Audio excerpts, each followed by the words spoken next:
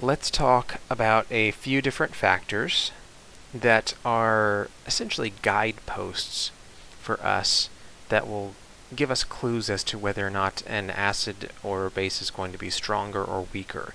As you can even see on this slide right away, like there's not a hard and fast rule. If you have an acid in one place on the periodic table, then it's going to be stronger than an acid in another place. There are exceptions to everything. So, for example, here you can see this says increasing base strength as you go to the left, and that's true up until here, where all of a sudden now it's neither acidic nor basic. And so, like I said, there's exceptions to everything here, but some guideposts, some things to look for that are good clues as to whether or not the molecule will be more acidic or more basic. In general, for the binary acids, so these are the acids like these where it's just hydrogen bonded to some other element, the more polar the bond is between the hydrogen and the element, and or the weaker the bond, the more acidic the compound. So the more polar is what's causing this left to right change, because it's becoming more polar as you go to the right. And so the more polar you get, the farther you go to the right, the more acidic it is. The weaker the bond is, that's what's causing this up and down trend here. Because if it was just up to polarity, then HF should be the strongest acid, because that is the most polar bond. Fluorine is the most polar element. But because fluorine is so tiny, it's a very small atom, the bond between hydrogen and fluorine is actually decently strong. It's not a weak bond. And so HF is not a strong acid, it's actually a weak acid. Now on the other hand, chlorine, which is significantly larger, and then also if you continue down here you have bromine and iodine. Those bonds, even though they're not nearly as polar as the HF bond, they are significantly weaker because the chlorine, bromine, and iodine are much larger atoms, and so the bond length between the hydrogen and the atom is much longer, and so it's just a weaker bond. And so it's just easier to pull the hydrogen off of it because of that. So in general, as you go to the right and as you go down, for the binary acids, you get more acidic molecules. When you're looking at the oxyacids, so these are the acids that where you have hydrogen attached to some polyatomic ion that has oxygen in it always. The element that OH group is attached to, because again you always have oxygen, and if it's an acid you have to have the hydrogen as well, so you're always going to have these two. If the thing that those are attached to is more electronegative, then the molecule is going to be more acidic. So as an example here we have water compared to hypoiodous acid, hypobromous acid, and hypochlorous acid. These are becoming gradually more acidic as we go up the list here. And the reason for that is because the electronegativity of those molecules is also, of the Y molecule there, is increasing. In this case, it's not because the bond is weaker, because the bond that's being broken is the bond between the hydrogen and the oxygen. So that stays constant. What's changing is just the thing that's attached here, the electronegativity of that atom. So the more electronegative that Y atom is, the more acidic the molecule is. Another thing that has a big effect on the acidity of molecules is essentially, the way I like to think of it is how stable is the thing that you leave behind when the hydrogen leaves. So when you have something like this molecule, for example, we have nitrous acid versus nitric acid. This is a weak acid. and this is a strong acid. The only difference between these two is that this one has one fewer oxygen than this one does. And so what I'm getting at here is that when this hydrogen leaves, you're going to be left with a negative charge on each of these atoms. And it's easier for this molecule to handle having that negative charge because you have 3 oxygens here that are all very electronegative. And while they might not be super excited to have that negative charge, they can handle that negative charge a lot better than most other things. And so it's easier to pull the hydrogen off of the molecule because you have all these very electronegative atoms left behind that are more easily able to handle and share that negative charge between them. This is something that we call resonance, sharing negative charges, sharing essentially extra electrons. It's not the best way of describing it, but you have a negative charge on one atom, and it doesn't have to stay on that atom. It can be moved around. It can be shared from one place to another. So a lot of carboxylic acids are this way. The reason why carboxylic acids tend to be acidic in the first place is because you can take the hydrogen, or sorry, not the, oh yeah, the hydrogen off of this one here.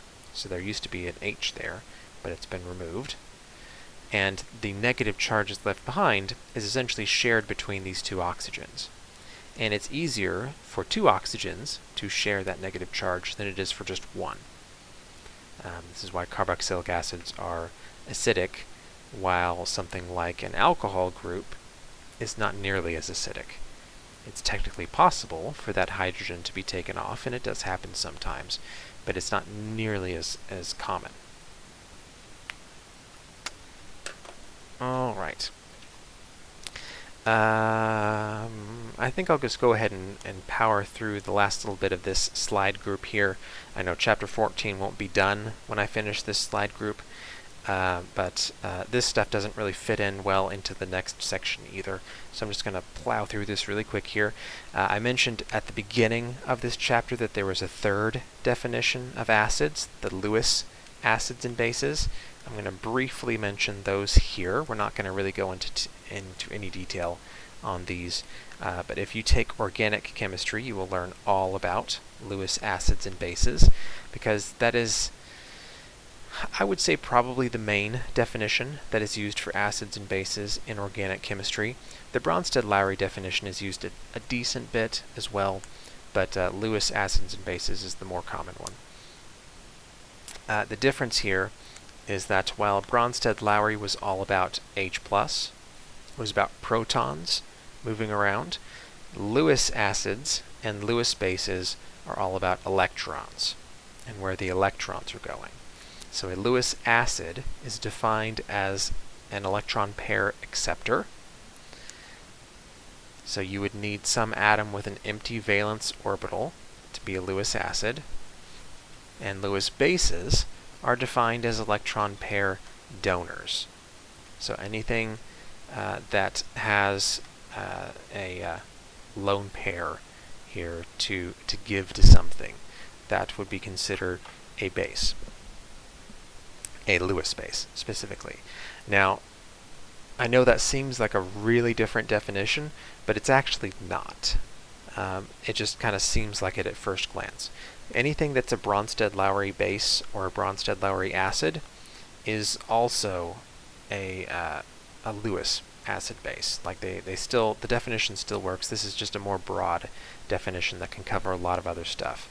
So this would be defined as a Lewis acid, Lewis base reaction here, because you have something that is accepting electrons and something that is donating electrons. In a normal, so to speak, normal Bronsted-Lowry acid-base reaction, you still, like if you have HCl, for example, you still have things donating and accepting protons. It's just not quite in the same way that you would see here. So the chlorine is still accepting electrons that are being donated from the bond there. It's just a slightly different way of looking at things. I'm thinking of things in terms of where the electrons are moving instead of where hydrogen is moving. So you don't have to have H plus or OH minus for acid-base reactions to occur with Lewis acids and bases. All right, one last thing here, real quick. I just wanted to briefly talk about acid rain. Most people don't realize, but naturally occurring rain, just the purest rainwater that you can think of, actually has a pH of around 5.5. Natural rainwater is naturally, didn't mean to say naturally so many times there, but it is naturally acidic because of CO2 in the air. And by the way, if you're thinking, oh no, we need to get rid of all that CO2 in the air, or get rid of this acid rain. No, we really need CO2 in the air. We've been so conditioned to think CO2 bad. Ew, gross, gonna kill us, terrible. But actually, we need CO2 in the air very badly. We just don't need a bunch of it. As with most things, in moderation, CO2 is keeping us alive. Because if there was no CO2 in the air, all the plants would die, and that would be very, very, very bad for us. Because the plants need the CO2 to live. So we need the proper amount of CO2. And so even with the proper amount of CO2, we would have acidic rain. That's just how it always has been, and how hopefully it always will be, because that's what we need to live. What's unhelpful is when we have other stuff in the air other than CO2 that makes the rainwater significantly more acidic than just normal rainwater. And so this is mainly sulfur and nitrogen oxides, not just SO2 and NO2, but those are the main ones. These are very simplified reaction mechanisms here, but SO2 and NO2, I don't know if I should say most, but a decent bit of SO2 and NO2 that goes into the atmosphere actually gets turned into sulfuric acid and nitric acid after reacting with oxygen and water. Now that is a multi-step process. It doesn't happen in one single step here with would that be 7 molecules colliding at once? That doesn't happen. It's a many-step process, but it does create sulfuric acid and nitric acid. And those actually are also naturally occurring. So even sulfur and nitrogen molecules, or nitrogen oxides, that we would like to keep out of the air, even those are somewhat naturally occurring. Those mainly come from volcanoes and some bacterial action. But if you live in a big city especially, most of that's coming from man-made sources. You don't got any volcanoes around making that. That's just you. So if you look at pH values from around the country, you can see it pretty much is following mainly where high population areas are. So there's some other stuff going on as well, but especially up in here where there's a lot of industry and things like that. There's all kinds of industry. This is what they would call the Rust Belt. They're putting a lot of stuff into the air, and so the rainwater is more acidic than normal. I don't know what Texas is doing down there. Got something weird going on. I don't know what that is, but maybe one of you knows and you could put it in the comments. But for the most part, it does follow man-made sources here. So this has a few different causes, or a few different, not causes, results, a few different bad stuff that can happen. One thing is it costs a lot in terms of damage that it does to structures and cars and other things like that. It has a pretty significant effect on really old buildings. So you can find pictures of like gargoyles from Paris or from New York or somewhere like that from 100+ years ago, and compare it to what they look like now, and it doesn't look anything similar.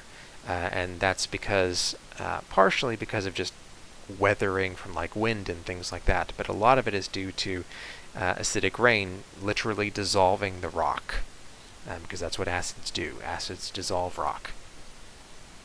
That's how caves are made, is from acidic water dissolving rock. So there's lots of different effects that this can have that are things that we need to try and deal with as best as we can. All right. So that's it for this slide group here. We're not quite done with Chapter 14 yet. Chapter 14 is kind of a beast, but Chapter 15 is really short compared to 14 for sure. So we will pick up with the common ion effect in the next group of slides for Chapter 14.